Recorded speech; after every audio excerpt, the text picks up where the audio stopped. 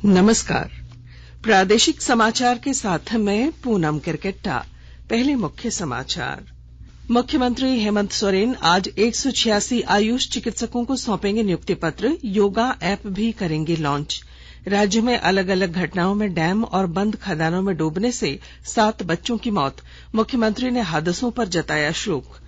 UPI सेवाओं पर नहीं लगेगा कोई शुल्क। केंद्र ने कहा सेवा प्रदाताओं की लागत से जुड़ी चिंताओं का दूसरे तरीके से निकाला जाएगा हल।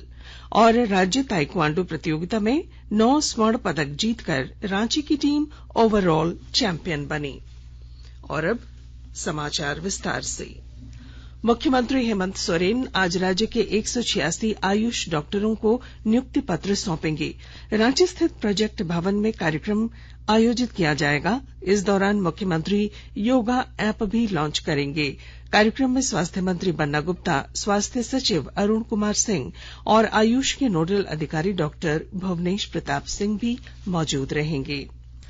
देश में कोविड रोधी टीकाकरण 210 करोड़ का आंकड़ा पार कर गया है। कल 30 लाख से अधिक टीके लगाए गए।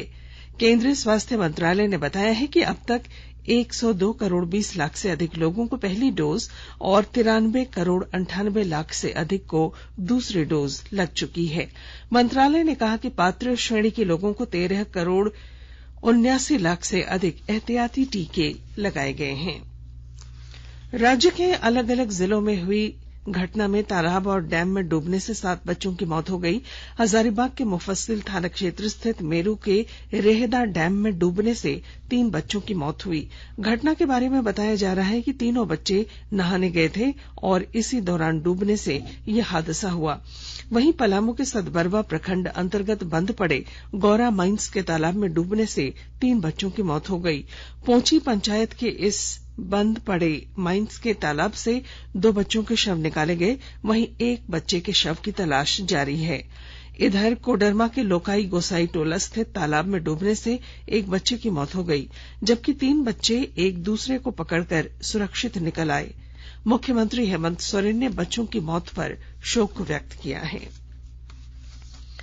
आजाद भारत की बात आकाशवाणी के साथ श्रृंखला की आज की कड़ी में हम आपको 26 जनवरी 1950 से 25 जुलाई 1987 तक देश के राष्ट्रपति रहे विभूतियों के बारे में जानकारी देंगे। राष्ट्रपति भारत का संवैधानिक प्रमुख और सशस्त्र बलों का सर्वोच्च कमांडर होता है। राष्ट्रपति को देश का प्रथम नागरिक भी कहा जाता है। 1950 में संविधान को अपनाने के साथ भारत को गणतंत्र के रूप में घोषित किए जाने के बाद से अब तक 15 राष्ट्रपति बन चुके हैं। डॉक्टर राजेंद्र प्रसाद देश के पहले राष्ट्रपति थे, जो 26 जनवरी 1950 से 13 मई 1962 तक पद पर रहे। इसके बाद डॉक्टर सर्वपल्ली राधाकृष्णन देश के दूसरे राष्ट्रपति चुने गए और 13 मई 1967 तक पद पर बने रहे। 1967 में जाकिर हुसैन देश के तीसरे राष्ट्रपति बने और 3 मई 1969 तक पद पर बने रहे। उनके बाद देश को 2 कार्यवाहक राष्ट्रपति मिले। वीवी गिरी 3 मई 1969 से 20 जुलाई तक और मोहम्मद हिदायतुल्लाह 20 जुलाई से 24 अगस्त 1969 तक कार्यवाहक राष्ट्रपति रहे। इसके बाद वीवी गिरी देश के चौथे राष्ट्रपति चुने गए और 24 अगस्त 1974 तक पद पर बने रहे। फखरुद्दीन अली अहमद 24 अगस्त 1974 को 5वें राष्ट्रपति बने और 11 फरवरी 1977 तक पद पर बने रहे। इसके बाद बीडी जट्टी 11 फरवरी 1977 से 25 जुलाई 1977 तक कार्यवाहक राष्ट्रपति रहे।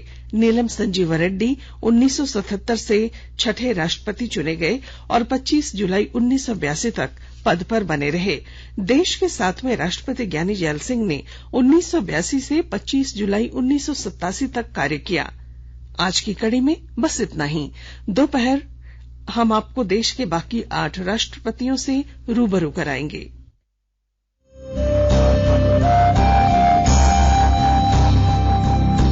आजाद भारत की बात आकाशवाणी के साथ स्वतंत्रता के 75 वर्ष का उत्सव, जीवंत यात्रा की स्मृतियां, स्वतंत्र भारत की उपलब्धियां और कुछ रोमांचक पल। तो आप भी जुड़िए और सुनना न भूलें 15 अगस्त से प्रतिदिन हमारे FM गोल्ड 100.1 और दूसरे चैनलों पर आजाद भारत की बात आकाशवाणी के साथ।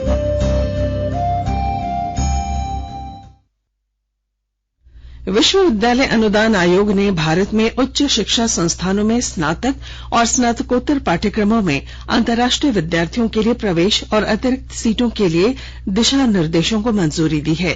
यह फैसला बृहस्पतिवार को आयोजित विश्वविद्यालय अनुदान आयोग की बैठक में लिया गया। आयोग के अध्यक्ष प्रोफेसर एम जगदीश कुमार ने कहा है कि उच्च शिक्षा का अंतर्राष्ट्रीयकरण राष्ट्रीय शिक्षा नीति 2020 का एक अनिवार्य हिस्सा है। इससे उच्च शिक्षा में अंतर्राष्ट्रीय और अंतर सांस्कृतिक आयामों को एकीकृत करने में मदद मिलती है। पाकुड़ जिले में आवश्यकता से काफी कम वर्षा होने से धान की खेती नहीं कर पाने वाले किसानों को जिला प्रशासन वैकल्पिक खेती के लिए प्रोत्साहित करने का काम कर रहा है। उपायुक्त वरुण रंजन ने महेशपुर प्रखंड के दर्जनभर गांवों के किसानों के साथ बैठक कर उनकी समस्याओं को जाना और कृषि को बढ़ावा देने के लिए सरकार की योजनाओं की जानकारी दी। उन्होंने किसानों से झारखंड आकस्मिक फसल योजना से लाभान्वित होने के लिए रजिस्ट्रेशन कराने की अपील भी की। किसानों को अनुदानित दर पर सरसों का बीज उपलब्ध कराने, प्रधानमंत्री कुसुम योजना से इच्छुक किसानों को लाभान्वित करने का निर्देश भी कृषि पदाधिकारी को उन्होंने दिया। गोड्डा जिले के बोआरीजोर के राजमहल कोल परियोजना ऊर्जा नगर में एक आकर्षक इको पार्क का उद्घाटन किया गया है, जिसके बाद उसे देखने वालों की भीड़ उमड़ने लगी है। इको पार्क के सुरक्षा अधिकारियों का कहना है कि अभी शाम 5 बजे से रात 8 बजे तक क्षेत्र के ग्रामीणों के लिए यह पार्क खोला जाएगा। इसमें बहुत सारी वैज्ञानिक और आकर्षक चीजें लगी हैं। महाप्रबंधक रमेश चंद्र महापात्रा ने कहा कि इको पार्क का निर्माण परियोजना द्वारा कराया गया है, लेकिन इसकी सुरक्षा की जिम्मेदारी सभी की है। झारखंड के सरायकेला खरसावां जिले में 14 जून 1919 को भाकपा माओवादियों ने घात लगाकर 5 पुलिसकर्मियों की हत्या कर दी थी। इस मामले में नक्सलियों तक विस्फोट सप्लाई करने वाले सप्लायर अब्राहम टूटी के खिलाफ एनआईए ने चार्जशीट दायर कर दी है। आकाशवाणी के ताजा तरीन समाचारों के लिए आप हमारी वेबसाइट newsonair.com पर लॉग ऑन कर सकते हैं। ताजा समाचार Twitter handle @AIR news alerts और Facebook page All India Radio News पर भी उपलब्ध है। आप प्रादेशिक समाचार के एकांश के ट्विटर हैंडल @AIR न्यूज _ और फेसबुक, इंस्टाग्राम पेज तथा YouTube channel AIR news Ranchi पर भी हमारे बुलेटिन सुन सकते हैं। प्रादेशिक समाचार आप आकाशवाणी रांची से सुन रहे हैं और अब पेश हैं कोरोना से बचाव के कुछ संदेश। कोविड-19 से बचाव और सुरक्षित रहने के 3 उपाय। मास्क लगाएं, 2 गज दूरी है जरूरी, सुरक्षित दूरी रखें, हाथ और मुंह साफ रखें।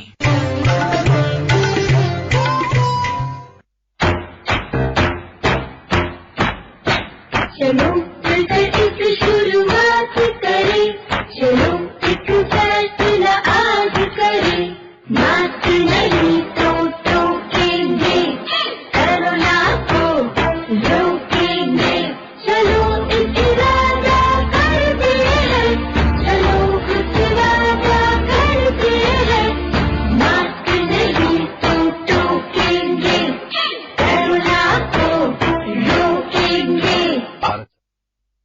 प्रादेशिक समाचार में आपका फिर स्वागत है। केंद्र सरकार ने स्पष्ट कर दिया है कि यूपीआई से भुगतान और लेन देन सेवाओं पर कोई शुल्क नहीं लगाया जाएगा। वित्त मंत्रालय ने कई ट्वीट संदेश में कहा कि यूपीआई आम लोगों के लिए सुविधाजनक और अर्थव्यवस्था में उत्पादकता की दृष्टि से लाभकारी जनहित डिजिटल सेवा है। वित्त मंत्रालय ने उन खबरों को देखते हुए स्पष्टीकरण दिया है जिनमें यूपीआई पर शुल्क लगाने की संभावना व्यक्त की गई है।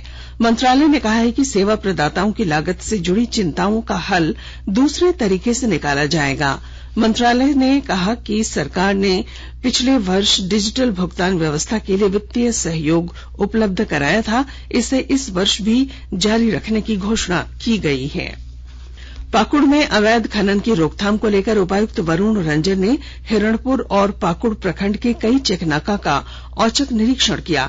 इस दौरान हिरणपुर प्रखंड के हाथीगढ़ और पाकुड़ माल पहाड़ी बाईपास सड़क पत्थर और डस्ट से लदे वाहनों को अवैध परिवहन के आरोप में जब्त किया गया। सभी जब्त वाहनों के मालिक और चालक के खिलाफ प्राथमिकी दर्ज की गई है।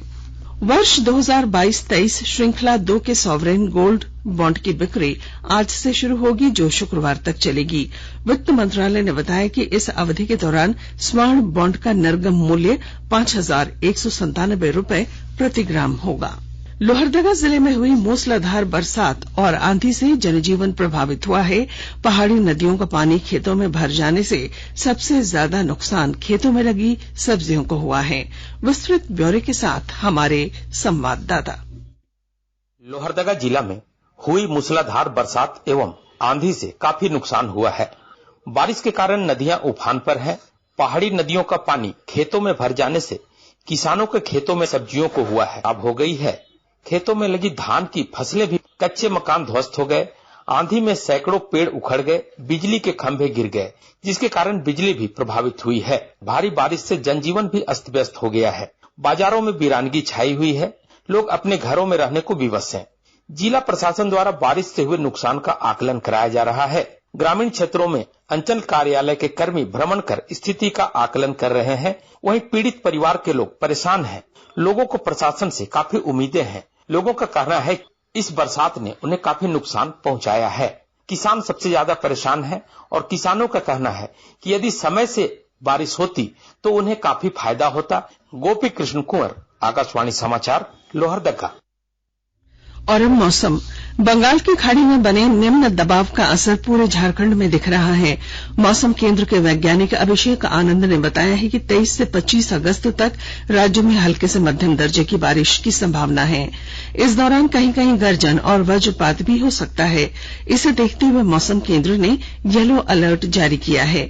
हालांकि निम्न दबाव का क्षेत्र जो झारखंड के ऊपर केंद्रित था, अब वह छत्तीसगढ़ और मध्य प्रदेश की ओर बढ़ गया है। लगातार बारिश को देखते हुए मौसम विज्ञान विभाग ने लोगों से आग्रह किया है कि वे सतर्क और सावधान रहें। साथ ही लोगों से सुरक्षित स्थान पर शरण लेने की अपील की है। इसके अलावा पेड़ के नीचे नहीं रहने और बिजली के खंभों से दूर रहने की अपील की है। किसानों से अपील की गई है कि वे अपने खेतों में न जाएं और मौसम सामान्य होने तक प्रतीक्षा करें। ताइक्वांडो। झारखंड ताइक्वांडो एसोसिएशन ने वेस्ट सिंहभूम की मेजबानी में आयोजित राज्य सीनियर ताइक्वांडो पुमसे प्रतियोगिता में रांची की टीम 9 पदक जीतकर ओवरऑल चैंपियन बनी, जबकि ईस्ट सिंहभूम की टीम दूसरे नंबर पर रही।